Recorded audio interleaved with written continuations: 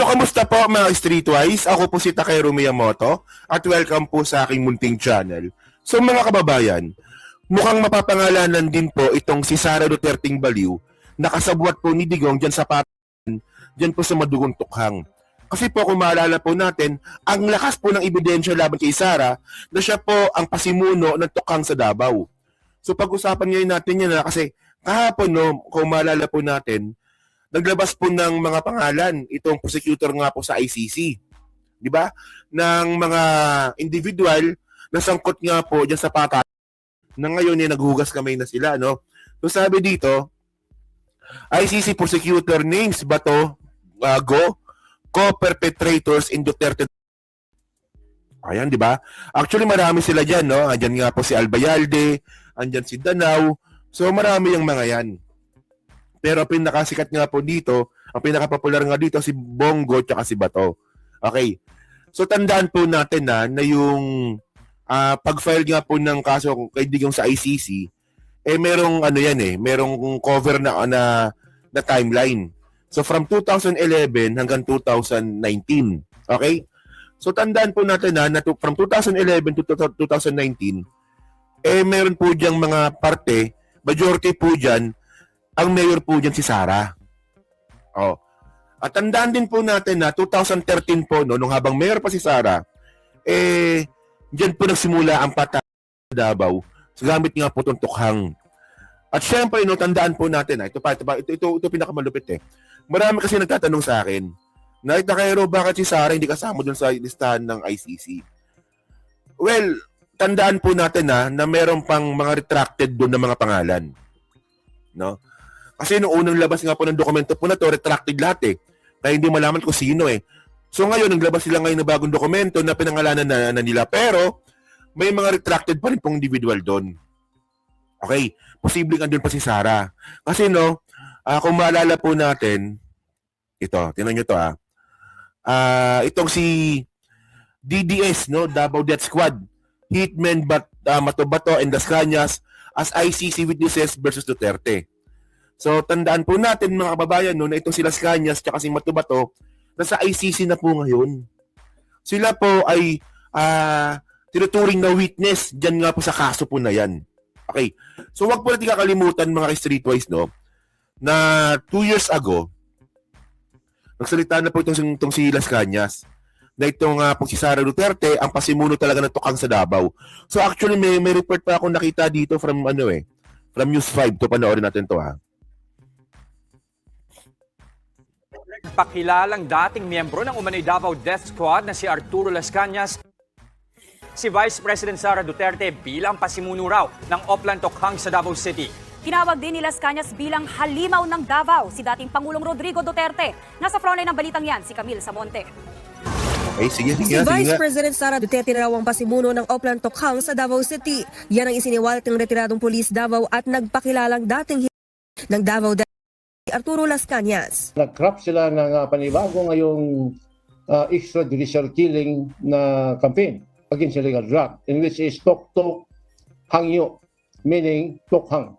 Ayon kay Las Cañas, nagsimula raw ito noong mayor pa ng Davao ang Vice Presidente. Katuwang daw noon ni VP Sara si dating Davao City Police Chief at ngayon Senador Ronald Bato de la Rosa. Okay, stop tayo dyan. Okay. So ang bintang ngayon, ang bintang ngayon ni Las Cañas, at malamang kasama ito doon sa affidavit niya sa ICC, na nagsimula daw ang Tukhang sa Davao nung mayor daw si Sara Duterte sa Davao City. At ang kasabot niya nga dito, si Bato de la Rosa. Buti na lang mga kababayan, no? Merong archive sa internet. So meron tayong nakita dito. Putan na balita pala yan. So alam nyo, no, tilanggi ni Sara Duterte yung binibintang ni ni Las Cañas Yun nga lang, paano natin to may tatanggi kung meron po news article dito. Ayan no, tinan nyo kailan pinablish to? Published 30th December 2013. Okay. So ito nga po, no, nung December 2013 po na yan, nalakayan nga natin para makita nyo. Ang mayor po dito, si Digong. Di ba kasi tandaan natin, di ba, nagkaroon nga po ng eleksyon noong 2013. So ibig sabihin no, nagkaroon ng palitan sa posisyon noong bandang June 2013, di ba? So basahin natin to dito Tandaan natin mga kababayan, 2013 ito na balita. So wala pang issue ng kung patayan ba yung tukhang. Wala pang ganyang issue. Oh. Pero sabi dito tandaan nyo December 2013 to sabi dito, okay, Davao City Police Officer DCP Oplan Tokhang, Tophang, Tapok, Hangyo, or Pagkang, ano man yan, di ba? Must protest at Department of Social Welfare and Development Office. The rescue of the kidnapped victim from Quezon City. So, ibig sabihin nito, nabalita na po siya 2013. Yun nga lang, may nakalagay yan dito sa bandang baba. Sabi dito, could anyone forget the Oplan Tokhang eradication campaign of former DCPO Director Superintendent Ronald Bato de la Rosa started in February 2013. So tama si Las Cañas. Di ba, wherein the police visited and talked to identify drug pushers. Tama yung sinabi ni Las Cañas, mga kababayan. Nagsimula po ang Tokhang, no? Kay DCPO pa lang, no? Director pa lang noon, si Bato de la Rosa, noong February 13, 2013. Sorry, February 2013 pala, February 2013. Na nung panahon po na yun, ang nakaupong mayor noon, si Sara Duterte. O ngayon, paano kayo may tatanggi ito ni Sara? May balita. At ang balita po na yan, wala pang mali siya ang Tokhang nun eh. Kasi bago pa lang, di ba? Parang wala lang, Tokhang, okay lang yan, di ba? Di naman sangkot sa patayan, pero iba pala nangyari. Patayan pala yung Tokhang. So yan tandaan nyo to tandaan po natin yung mga sinasabi natin dito. Okay. Si Las Cañas, testigo na po, witness na po sa ICC. At kasama po sa affidavit ni Las Cañas, si Sara Duterte daw po yung pasimuno na Tokhang sa Davao. Hindi lang yung basta-basta chismis. May news article pa po nakasama dito. Oh. At tandaan nyo, hindi pa ganyan ang tingin sa Tokhang dati. Kasi wala lang, di ba? Bago pa lang eh. So, paano may tatanggi ni Sara to? Actually, sabi ni Sara dito, uy, bago yan Bagong script yan. Napunta bagong script, ginawa mo yung Tokhang. Ba't hindi mo maamin, Sara? No? Na nagsimula yung Tokhang sa'yo. Puta, dati, yabang-yabang nyo dati, di ba? Nung kayo yung mayor sa Davao. Nung kayo yung presidente ng Pilipinas. Kung mapagsalita kayo, ang Tokhang ay maganda. Ako ang pasimuno ng Tokhang. Ngayon wala na. Oh. Ngayon iwanan na sa ere. Atrasan na kayo. Wala pa na kayo paninindigan. Akala ko ba maganda yung Tokhang? Panindigan ninyo ngayon. O yun sinasabi ko sa inyo eh. Oh.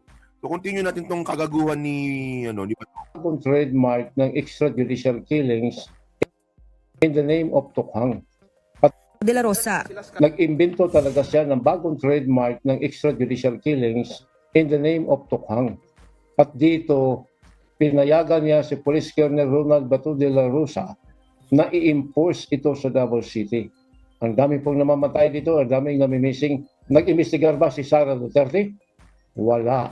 Sa tansya, diba? Puta, sinimulan yung Tokhang February 2013. O nagsimula daw yung ni Las Cañas.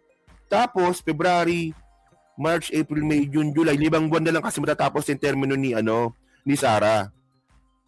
Oh, sipin niyo yan huling 5 months ni Sara nagkaroon ng patayan sa Davao. Dahil po ang pasimuno dito si Bato at si Sara. ni Las Cañas, nasa 3,000 raw at nawala dahil sa Oplan Tokhang sa Davao City. Hindi niya nilinaw kung anong mga taon yan. Pero umupong alkalde ng Davao City si VP Sara noong 2010 hanggang 2013 at 2016 hanggang 2022. Nagsumitin na raw si Las Cañas ng affidavit sa International Criminal Court o ICC. Laman ang mga impormasyong alam niya. Hinamon din ni Las Cañas si dating Pangulong Rodrigo Duterte na harapin siya sa ICC kaugnay sa Davao Death Squad. Na lalabas at hahamunin ko talaga itong halimaw ng Davao. Kung tunay ka na lalaki, kung hindi ka gonggong, pumarap ka sa akin. Niluloko mo mga Pilipino. Anong ginawa mo? At itong balita na ito mga kababayan na hindi pa nakakulong si Digong. Oo. Wala nang drug. Ikaw ang drug lord.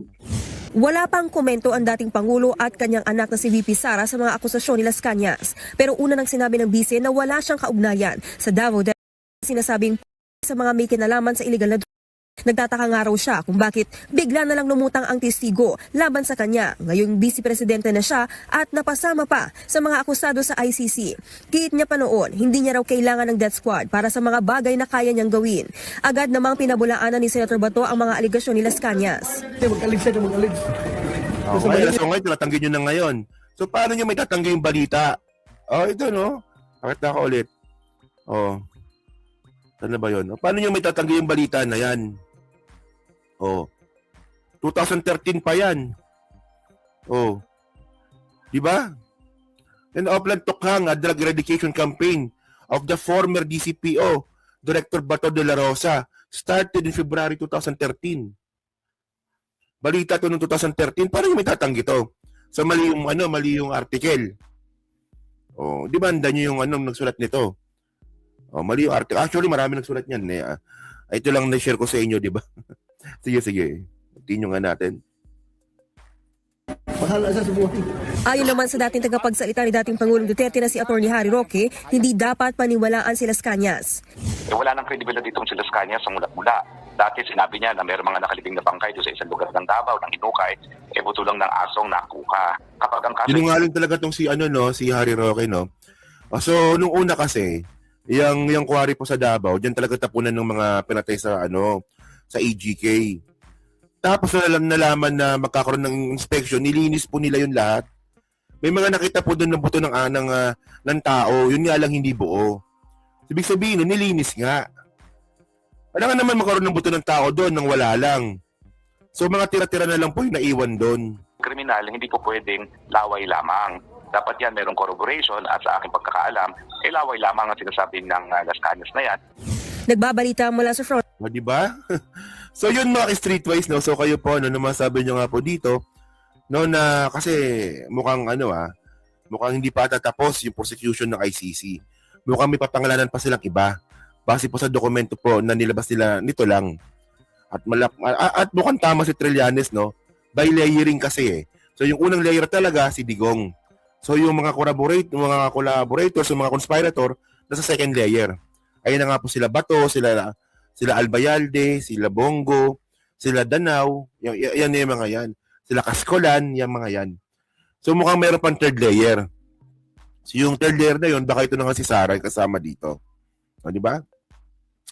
So yun mga babayan, no? So kayo po, masabi nyo nga po dito sa content natin ngayon.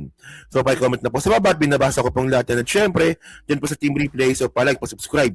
At hindi na makalabisan, pa-share na rin po ng content natin ngayon. So thank you mga ka-Streetwise. Kita na lang ulit tayo sa susunod nating content. So thank you, salamat, and bye-bye.